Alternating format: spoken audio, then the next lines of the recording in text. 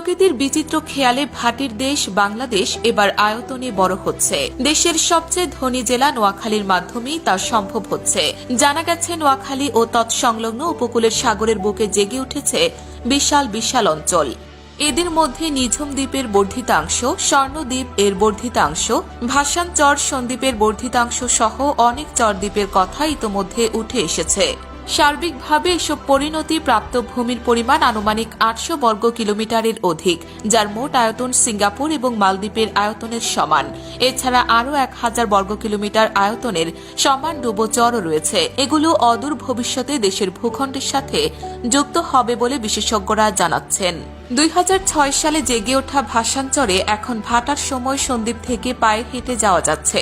নিঝুম দ্বীপ থেকে মুক্তারিয়ার ঘাট সহ কয়েকটি স্থানে ক্রস ড্যাম এবং প্রযুক্তিগত উদ্যোগ সম্পন্ন হলে আগামী কয়েক বছরের মধ্যে ক্রমান্বয়ে এইসব এলাকার আয়তন বাড়বে এবং তা ১৫,০০০ বর্গ কিলোমিটার ছুঁতে পারে।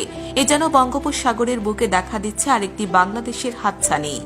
সন্ধান পাওয়া জমির বেশিরভাগই মেঘনা নদী হয়ে নোয়াখালীর উপকূলের কাছাকাছি ক্রমান্বয়ে জমা হচ্ছে এবং এর ফলে নদী এবং বঙ্গোপসাগরের তলদেশে উচ্চতা বৃদ্ধির মাধ্যমে নতুন দ্বীপ এবং চরের সৃষ্টি হচ্ছে।